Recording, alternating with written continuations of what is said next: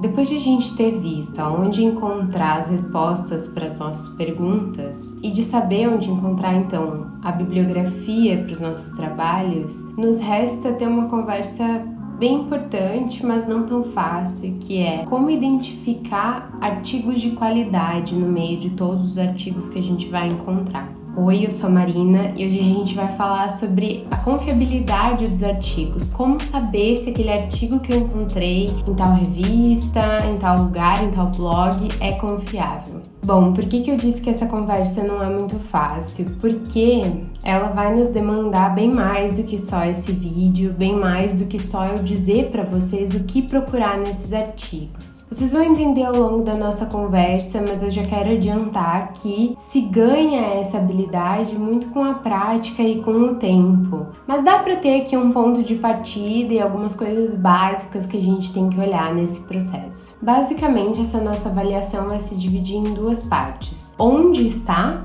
esse artigo, né? Quem publicou esse artigo e o artigo em si. Primeiro, quem publicou o artigo? Que revista publicou o artigo? Que autor publicou o artigo? Aonde você encontrou esse artigo? Se você quer usar esse artigo no seu trabalho, quer saber se ele é científico de fato, não vai bastar encontrar ele no blog de alguém, na revista Capricho ou na revista Todatim.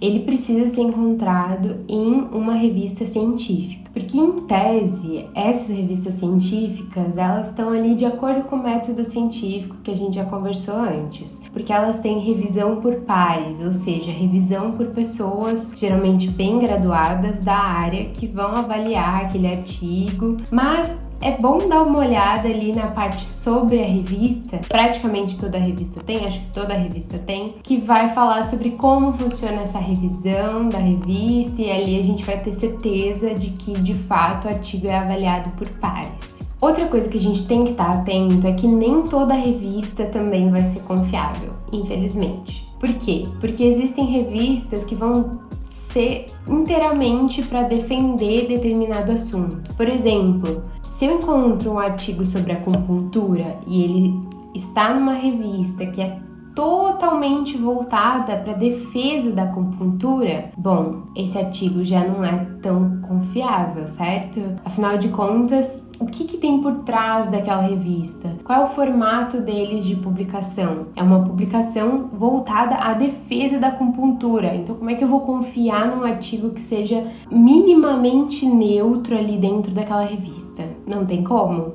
Então, já não dá mais para confiar naquele artigo. Outra coisa, aí vem um primeiro ponto do que eu falei antes sobre a gente ir adquirindo com o tempo habilidades para identificar certas coisas nos artigos que vão dar mais ou menos credibilidade. É uma revista predatória? O que é uma revista predatória? Existem agora revistas especializadas em publicar praticamente qualquer coisa desde que o autor pague para isso.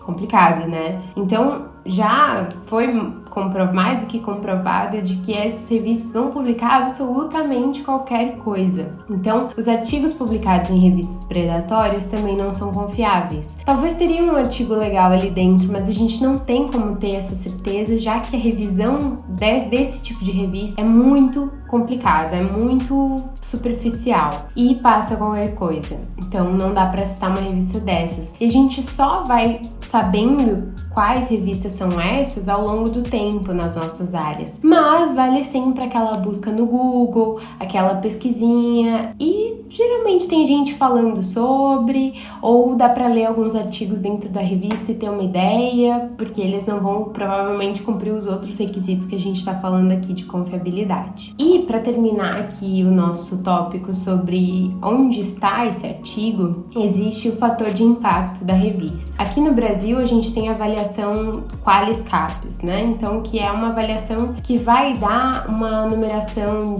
desde A, acho que até D da revista, C ou B. E sendo A a melhor avaliação, né? A1 a melhor avaliação, e aí a gente vai ter A1, A2, B1, B2, até chegar nas menos bem avaliadas. E o que acontece? Essa avaliação geralmente reflete um pouco desse rigor que se tem justamente na avaliação por pares. Então, publicar numa revista A1 é muito mais difícil, é muito mais rigoroso o tratamento daquele artigo, né?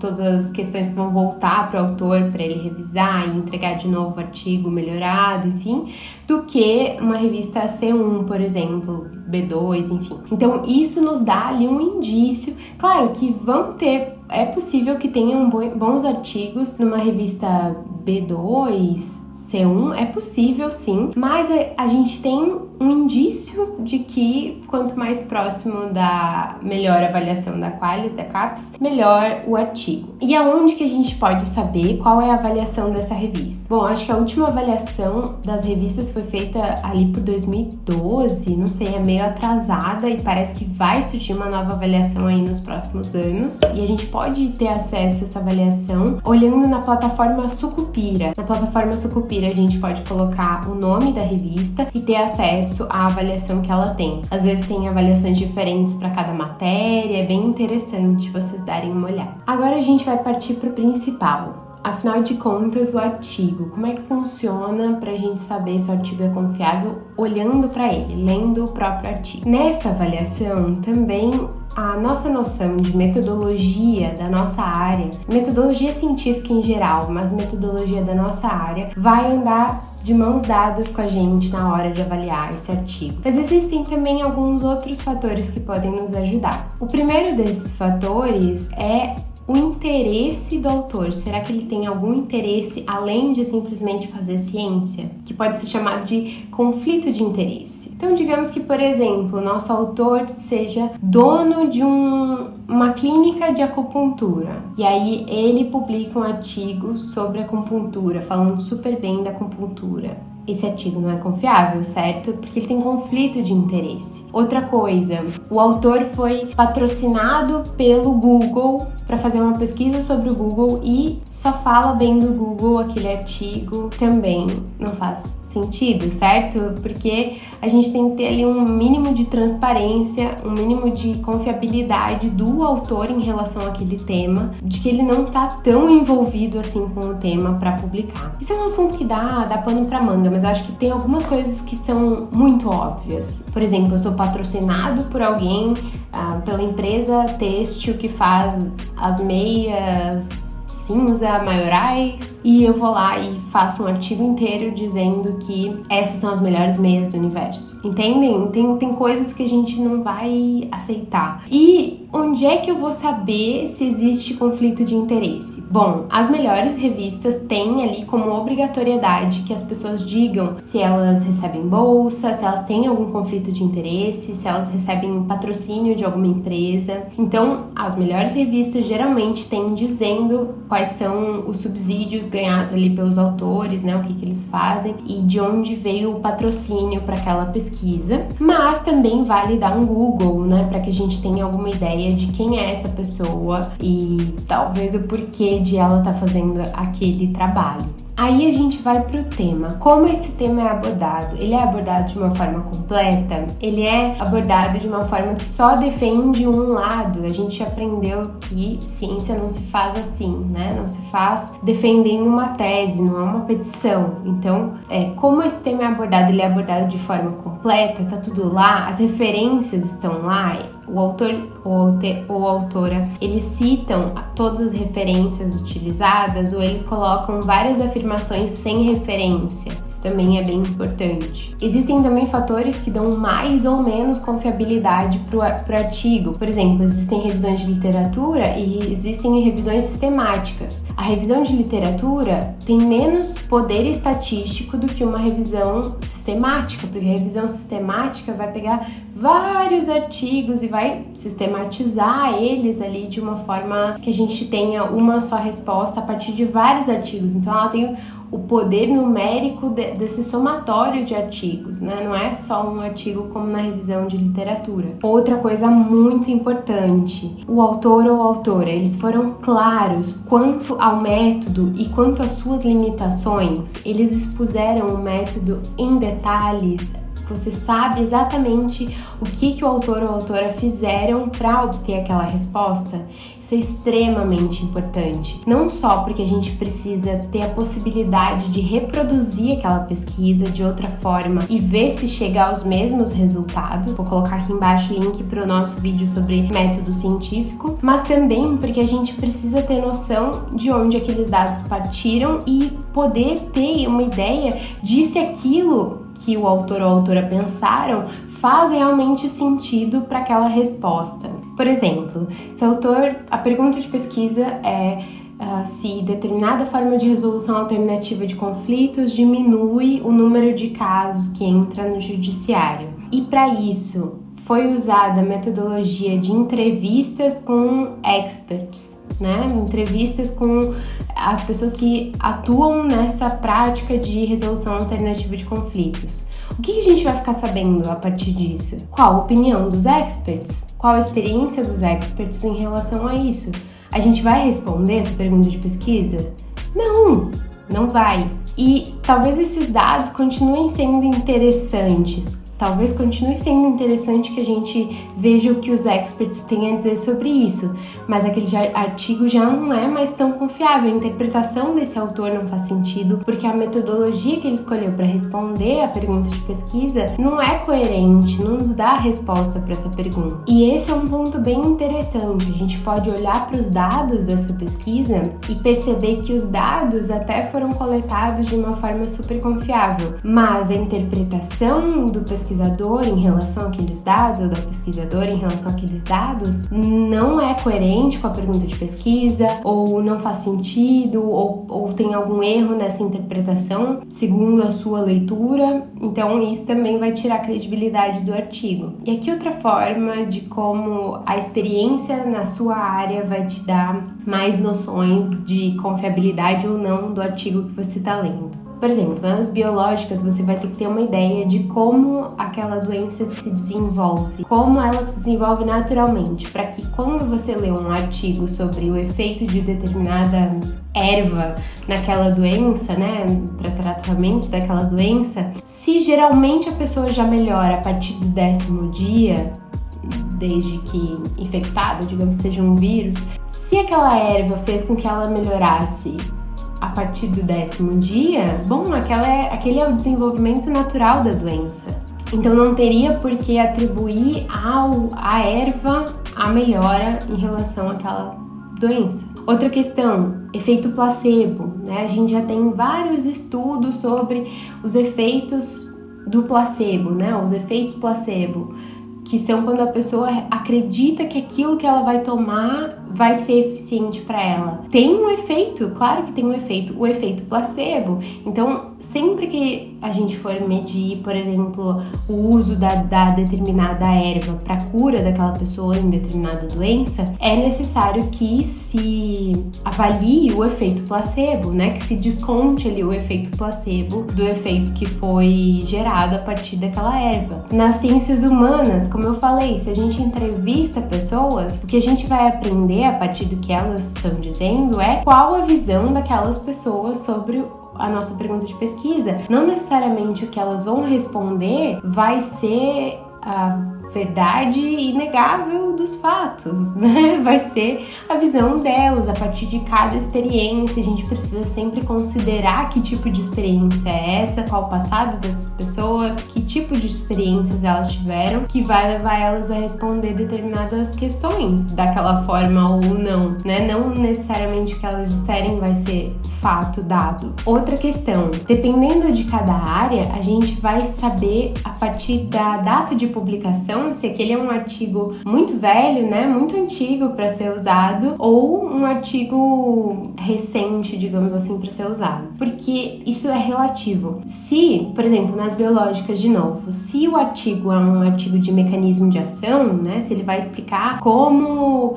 sei lá, o retículo endoplasmático grosso atua na liberação de não sei o que, porque eu não sou das biológicas. Bom, esse artigo ele vai ficar valendo por décadas e décadas, mas se é um artigo de experimento, aí se recomenda que se leia o artigo de no máximo 5 anos atrás, porque isso muda muito frequentemente. Na sociologia jurídica já se aceita, claro, depende do momento que a gente quer falar sobre, mas se está falando sobre hoje, se aceita mesmo assim artigos sobre lá dos anos 90, por exemplo, que talvez expliquem algum impacto que determinada política governamental, por exemplo, teve nos dias de hoje, né, como consequência para o que a gente estuda hoje. É possível. Então, vai depender de cada área, se esse artigo é antigo, se ele é novo, vai depender também do tipo de artigo, mas é algo a ser avaliado e é algo a ser aprendido ao longo do tempo. Outro ponto importante sobre as pesquisas, que não diz respeito tanto à confiabilidade delas, mas a como a gente pode interpretar esses dados, e aí me contem depois se vocês querem um vídeo só sobre a interpretação dos artigos e como ler um artigo, mas é que alguns dados devem ser lidos de uma forma muito cuidadosa e transpostos para a nossa pesquisa de uma forma muito cuidadosa. Por exemplo,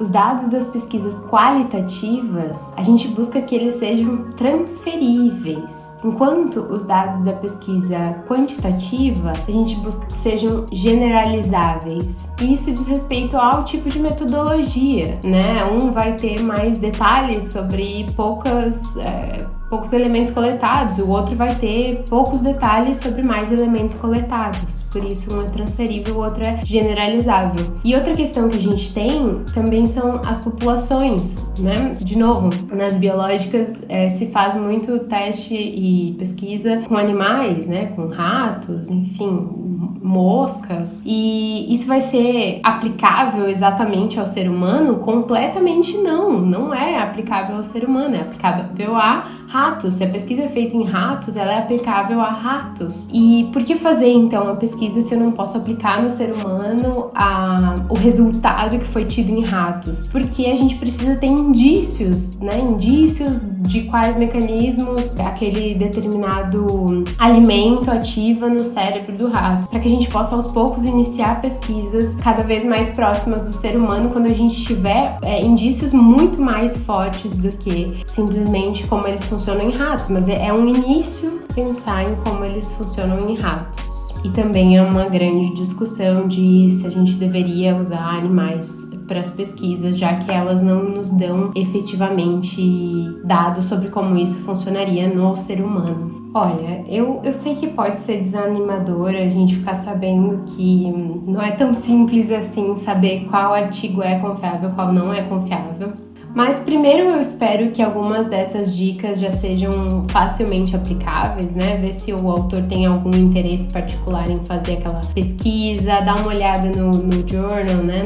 Na revista científica e ver se ela é uma revista confiável, qual o qualis dela, que outro tipo de artigos ela publica, se é uma revista predatória ou não. Acho que esse tipo de coisa é um pouco mais facilmente verificável. Mas eu quero dizer para vocês algo que eu já disse em outro vídeo sobre metodologia, né? Qual metodologia escolher, enfim, que você não precisa ser especialista em todas as formas de identificar um artigo de qualidade em qualquer área. Você pode virar um especialista na sua área, então foca na sua área, o que na sua área é importante para entender se um artigo é mais confiável ou não.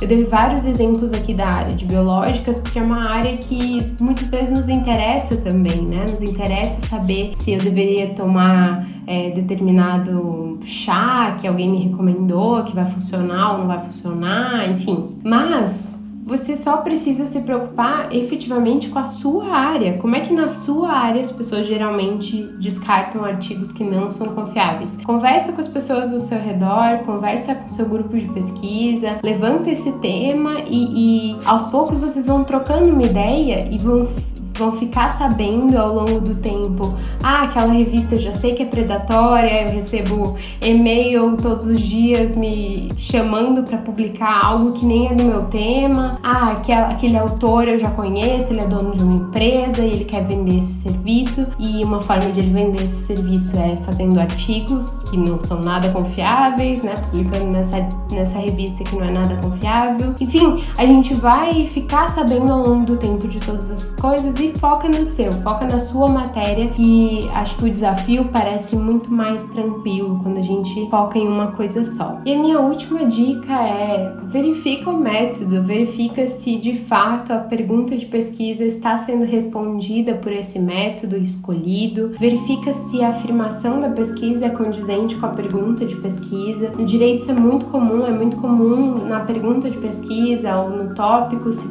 prometer muito e com o método se entregar muito pouco, né? Muito comum ter pesquisas que não exponham também o seu método de forma transparente, e tudo isso vai reduzindo a qualidade desse artigo, vai reduzindo a credibilidade desse artigo e a confiança que você pode ter nele. Gente, eu espero ter ajudado, mesmo que esse tema seja tão complicado. De novo, foquem na área de vocês e se especializem na área de vocês, que vai ficar muito mais tranquilo. Eu vejo vocês no próximo vídeo. Curtam para eu saber se vocês gostaram. Se inscrevam para mais vídeos como esse. Um beijo.